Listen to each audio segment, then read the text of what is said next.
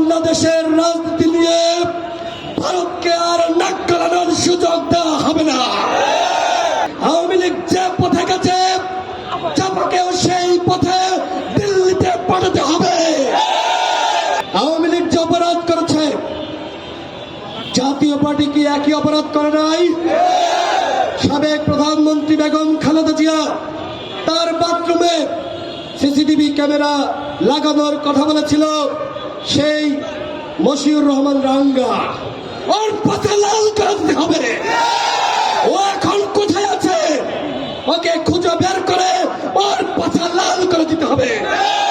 অন্যথায় বন্ধুরা, আপনারা যারা এই যে গণঅভ্যুত্থানে ফেসবুক লাল করেছিলেন, আপনারা কিন্তু ভালো থাকতে পারবেন না, আমাদেরকে ওরা লাল করে দিবে। ইতিমধ্যে ভারত একটি চক্রান্ত ষড়যন্ত্র শুরু করেছে, আবারও জাতীয় পার্টিকে বিরোধী দল বানাবে। মুখের কথা, ভারত তুমি মামাবাদীর আবদার পাইছ, এই বাংলাদেশে কে সরকারি দল হবে আর কে বিরোধী দল হবে সেই সিদ্ধান্ত নিবে বাংলাদেশের জনগণ।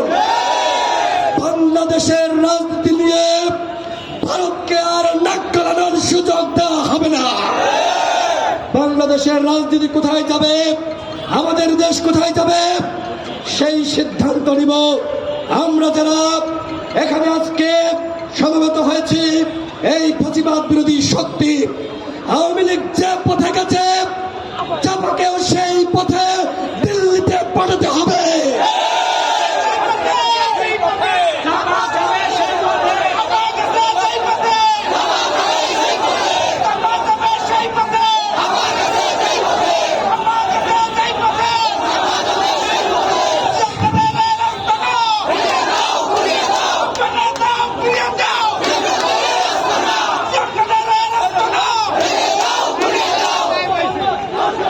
এরশাদ একজন প্লেবয় নারী নিয়ে ফুর্তি করেছে, বাংলাদেশের গণতন্ত্রকে হত্যা করেছে, বাংলাদেশের স্বৈরতন্ত্র কায়েম করেছে।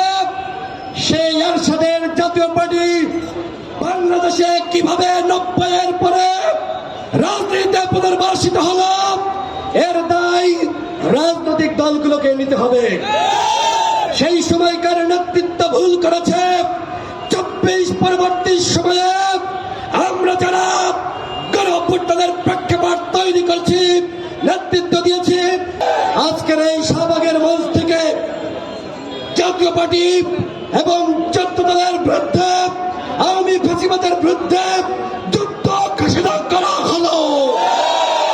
বাংলার ছাত্র জনতা, বাংলার ফ্যাসিবাদ বিরোধী শক্তি, আপনাদের প্রতি আমার আহ্বান, যদি দেশকে বাঁচাতে চান, গণতন্ত্রকে বাঁচাতে চান, এদেশের নেতৃত্বকে বাঁচাতে চান, তাহলে আপা গেছে যেই পথে, চাপাকেও সেই পথে পাঠাতে হবে।